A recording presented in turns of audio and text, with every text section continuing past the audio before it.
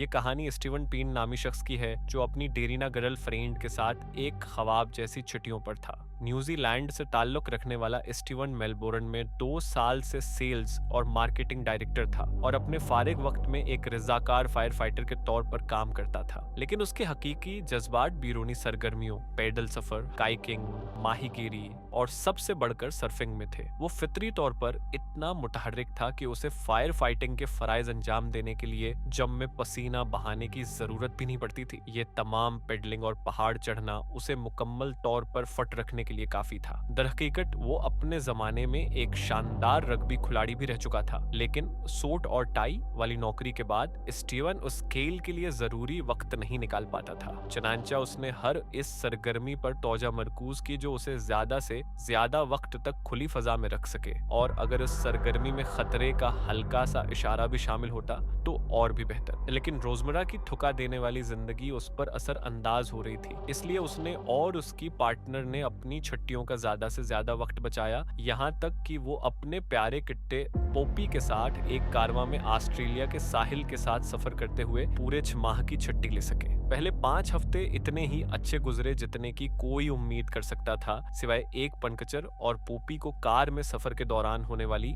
मतली के। उनका अगला पड़ाव वाटन बीच था, जो इन दुलक्ष सफेद रेतीले साहिलों में से एक है जिसका पानी क्रिस्टल क्लियर है और जहां की लहरें हर सर्फर को अपनी तरफ खींचती हैं। उन्होंने वाटन का इंतखाब कई वजूहात की बना पर किया। पहली बात, ये साफ पानी स्नॉर्कलिंग के लिए मिसाली था, एक ऐसी सरगर्मी जिससे स्टीवन की पार्टनर खास तौर पर लुत्फानंदोज होती थी। करीब ही एक कारवां पार्क भी था जहां ज्यादातर दूसरे सर्फर्स और पार्टी बोर्डर्स आते थे। ये ऐसी जगह थी जहां पानी के खेलों के शौकीन अफराद अपने जैसे दूसरे लोगों से मिलने की तौक्का कर सकते थे। स्टीवन ने यह साहिल इसलिए चुना क्योंकि उसके दीव कामत कद और खतरनाक खेलों को पसंद करने के बावजूद वो दिल का एक मलनसार नर्म मिजाज दियो था। जैसा कि आप तसव्वुर कर सकते हैं, दोस्ताना जोड़े ने अपने प्यारे कुत्ते के साथ फौरी तौर पर दोस्त बनाने में वक्त जाया नहीं किया। इंजन के ठंडा होने से पहले ही उन्हें अगले ही दिन सुबह सवेरे शुरू होने वाले एक मुकम्मल दिन के सर्फ और स्नॉर्कल तजर्बे के लिए चंद दूसरे कारवान वालों के साथ शामिल होने की दावत दी गई। अगला दिन रोशन और धूप वाला था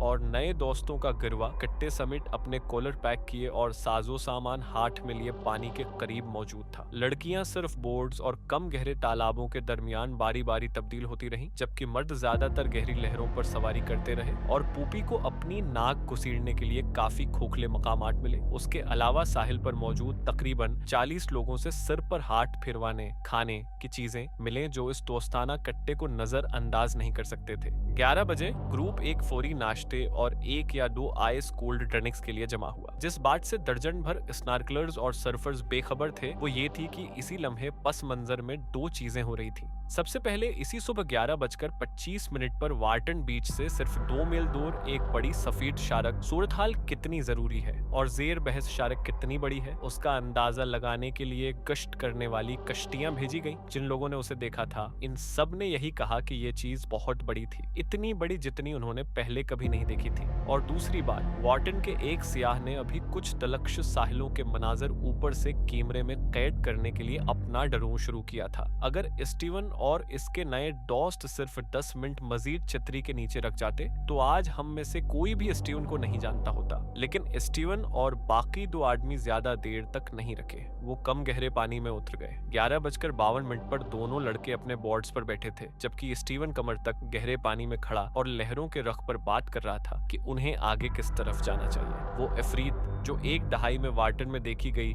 सबसे बड़ी शार्क थी, काफी देर से उथले पानियों में तैर रही थी, लेकिन बच्चे जो पछली लहरों में अपने पांव गीले कर रहे थे वो उसके निशाना बनाने के लिए काफी गहरे नहीं थे। उसे इंतजार था कि कोई थोड़ा और गहरा जाए। उसे बस इतना पानी चाहिए था जो उसके जिस्म को छुपा सके, और यकीनन स्टीवन और उसके दोस्त बिल्कुल सही गहराई में थे। इनमें से किसका शिकार करना है ये एक आसान फैसला था। दूसरे आदमियों के पांव पानी में थे, जबकि स्टीव का पूरा जिस्म डूबा हुआ था। वो तीनों में सबसे बड़ा हदफ था। ड्रोन सर के ऊपर से गुजर रहा था। तीनों आदमियों ने ऊपर देखा और कैमरे को दोस्ताना अंदाज में हाथ भी हिलाया। साहिल पर मौजूद खवातीन भी ड्रोन देख रही थीं, और अगर इनमें से कोई इस लेंस के जरिए देख सकती तो वो लड़कों की तरफ टारपीडो की तरह आती हुई इस हैरत हैरत अंगेज हद तक बड़ी परछाई को देख लेती। पॉपी, जो डरोन को भी देख रही थी, अचानक अपना सर घुमाया और पानी के किनारे की तरफ भागी, तकरीबन ऐसे जैसे इसके किटों वाले हवास को बाकी सबसे पहले मालूम हो गया कि उसका मालिक मुश्किल में है। जिस कुव्वत से शारिक ने स्टीवन को टक्कर मारी वो इतनी जबरदस्त थी कि बाकी दोनों आदमी कई फट हुआ में अचल गए। पानी से सफेद और सरख झाग फूट पड़ी जैसे कोई गैजर फट रहा हो। साहिल पर मौजूद छट्टी मनाने वालों के सर ड्रोन देखने से हटकर समंदर से आने वाली 3 घबराहट ज़दा चीखों की तरफ मुड़ गए। 50 मीटर के फासले पर वो सब सूरत-हाल की शद्दत देख सकते थे। स्टीवन का सर सिर्फ 1 सेकंड के लिए दोबारा सतह पर आया था, इससे पहले कि उसे वापस नीचे खींच लिया जाता।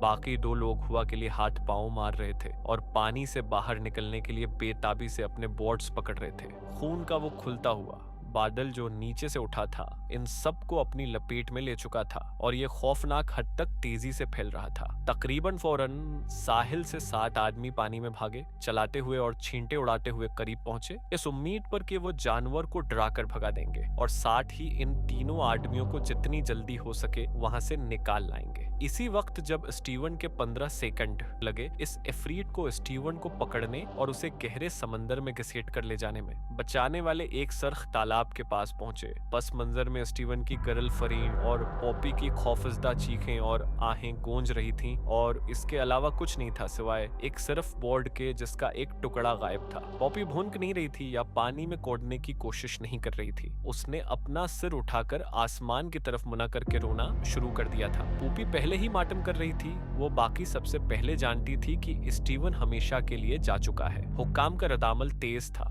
क्योंकि वो पहले ही इलाके में मौजूद थे। लाश की बाजियाबी की उम्मीद में कश्तियां तैनात की गईं, लेकिन जब डरून का मालिक सामने आया तो तलाश की कोशिशें जल्द ही रोक दी गईं। उसने पूरे हमले को रिकॉर्ड कर लिया था। सबूत नाकाबिल तरदीद थे। कोई रास्ता नहीं था कि स्टीवन अब भी जिंदा बच सकता। न सिर्फ उसे 3 अलग अलग बार काटा गया था। वीडियो में शारक को स्टीवन को अपने जबड़ों में पकड़े हुए गहरे पानी में तेजी से जाते हुए दिखाया गया था। हुकाम ने जिस्म के हिस्सों की तलाश जारी रखी, इस उम्मीद पर कि स्टीवन की 10 साला पार्टनर और इसके खानदान को दफनाने के लिए कुछ तो मिल जाए। ये हमला 10 मार्च 2025 को हुआ और 12 मार्च तक तलाश की तमाम कोशिशें वापस ले ली गई। वार्टन के अर्धगर्द की कमीवंटी ने मजीद 2 दिन तक तलाश जारी रखी, लेकिन उन्हें कुछ नहीं मिला। हुकाम ने ड्रोन फुटेज को अवाम के सामने जारी करने से इनकार कर दिया, इस खौफ से कि ये दिल दहला देने वाली फुटेज खानदान और देखने वालों को सदमा पहुंचाएगी। लेकिन उन्होंने ये बात लीक की है कि अब तक होने वाले 11 हमलों में से यह शारिक इन सबसे बड़ी हो सकती है। यहाँ तक कि इस 16 फुट की बड़ी सफेद शारिक से भी बड़ी जिसने 2 माह कबल लांस एप्लबी की जान ली थी। 11 हमलों में से